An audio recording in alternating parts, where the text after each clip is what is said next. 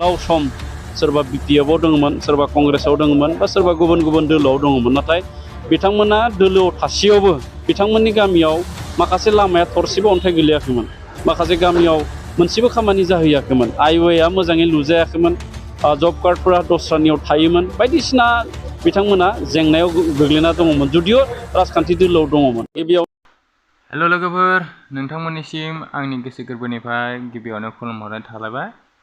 दानिया आं मोनसे गोदान भिडिअ लाना फैलायबाय। बेनो जाहैबाय जोंनि इउपिपिएल दोलोआव बिपिएफ दोलोनिफ्राय मानो जइन जाफैखो आरो मानि थाखाय जइन जाफैखो, थिग बेनि थाखायनो नोंथांमोननिसिम आं मोनसे भिडिअ लाना फैलायबाय लोगोफोर। थौदो बिदिब्ला भिडिअखौ नायलांसै लोगोफोर, बिथांमोना मानो जइन जाफैदों आरो मानि थाखाय। बेनि गेजेरावनो आङो नोंथांमोननिसिम मोनसे खावलायनाय, नोंथांमोना सोरबाफोर आंनि चेनेलाव गोदानै फैदोंबा अन्नानै आंनि चेनेलखौ साबस्क्राइब, लाइक, कमेन्ट, शेयार खालामना होयो, जाहाथे आंनि गोदान गोदान भिडिअफोरा नोंथांमोननिसिम सौहैयो। बेनि थाखायनो लोगोफोर फैदो बिदिबा भिडिअखौ स्टार्ट खालामनोसै। बिथांमोना मानि थाखाय हाबफैखो इउपिपिएल दोलोआव, बेनि बागै मा फोरमायनो थांदों बिथांमोना, बेखौ नायलांदोनि लोगोफोर। चलो बिदिबा भिडिअखौ स्टार्ट खालामनोसै लोगोफोर, जाहाथे भिडिअखौ नोंथांमोना फार्स्टनिफ्राय लास्टहालागै स्किप खालामालासे जाहाथे नायलांगोन होननानै आङो आसा फारिनाय थाबाय। चलो लोगोफोर बिदिबा। गिबियावनो आङो दुर्गा फुजायाथ' दिनैनिफ्राय आरम्भ जाबाय होनना बुंजायो, महल्लाया दिनै जाबाय जिहेथु। आं गिबियावनो जोंनि 32 नं भेरगाव समस्ति लोगोसे बिटिआरनि गासैबो रायजो राजानो दुर्गा फुजानि आङो गोजोन आरो हामलायथिखौ जासिहरदों। मिजिं थिदों बे दुर्गा फुजानि गेजेरजों दुर्गाखौ शक्तिनि देबि होननानै बयबो मोनथियो, जाहाथे जोंनि गेजेराव गाज्रि गोसोआ जोबस्रांनानै मोजां गोसो जोंनि गेजेराव फैयो, गाज्रिनि थाखाय जोङो खौसेयै जुजिनो थाखाय जों गोहो मोनो। बेनि थाखाय आं खावलायहरदों। आरो मोनसे खोथाखौ खावलायबावगोन आं, फुजा मेलानि मुङै जाहाथे जोङो बायदिसिना समाज बेरेखा खामानि मावा, आं बेखौनो खावलायहरो।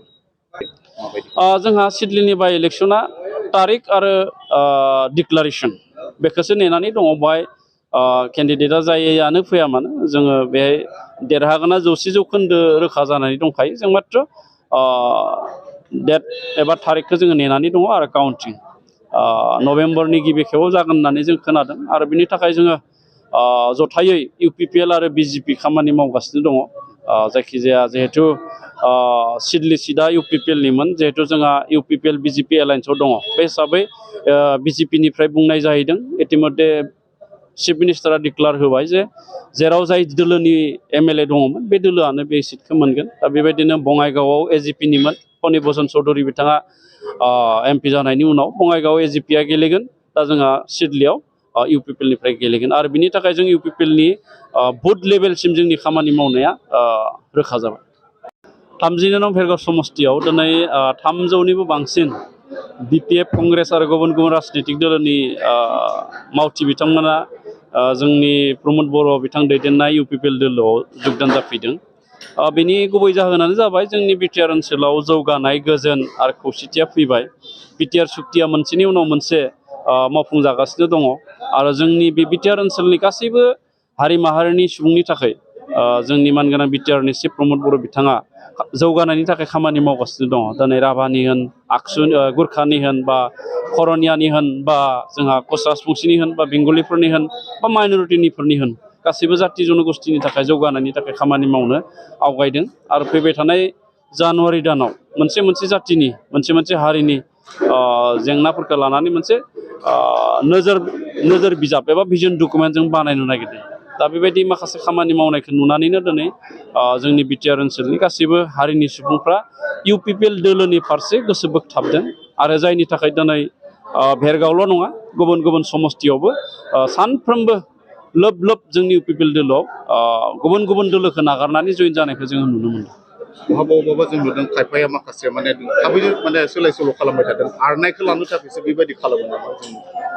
जोंनि नुनायावथ' बिदि नङा। जों इउपिपिएलआव जोङो रावखौबो बुरखायनाबो लाबोआखै, बा बायदिसिना खोथा होनानै प्रल'भन होनानैबो जोङो बिथांमोनखौ लाबोआखै। नाथाय बिथांमोना नुदों जायफ्रा थांनाय गोलाव सम सोरबा बिपिएफआव दङमोन, सोरबा कंग्रेसआव दङमोन, बा सोरबा गुबुन गुबुन दोलोआव दङमोन। नाथाय बिथांमोना दोलोआव थासेयावबो बिथांमोननि गामियाव माखासे लामाया थरसेबो अन्थाइ गोलैयाखैमोन माखासे गामियाव मोनसेबो खामानि जाहैयाखैमोन हाइवेआ मोजाङै लुजायाखैमोन जब कार्डफोरा दस्रानियाव थायोमोन बायदिसिना बिथांमोना जेंनायाव गोग्लैना दङमोन जुदिअ राजखान्थि दोलोआव दङमोन नाथाय दिनै जोंनि इउपिपिएल दोलोआ फैनाय लोगो लोगो इउपिपिएल दोलोआ बिटिसिआव सासन खालामनाय लोगो लोगो बिटिआरनि चिफ प्रमद बर'आ बिथाङा बिटिआरखौ सलायनो बा खुंनो बिबान लानाय लोगो लोगो दिनै रावबो राजखान्थिनि दोलोनि खोथा जोङो बुङाखै जाय गामियाव जाय सुबुङा मोनथावना जग्यता बिथांमोनखौ नायनानैनो जों आसनिफोरखौ होनाय जादों सोरबा सुबुङा न' मोननांगौबा बिथां न' होनाय जादों सोरबा सुबुङा बोराय बुरै पेन्सन मोननांगौबा 60 बोसोर जादोंब्ला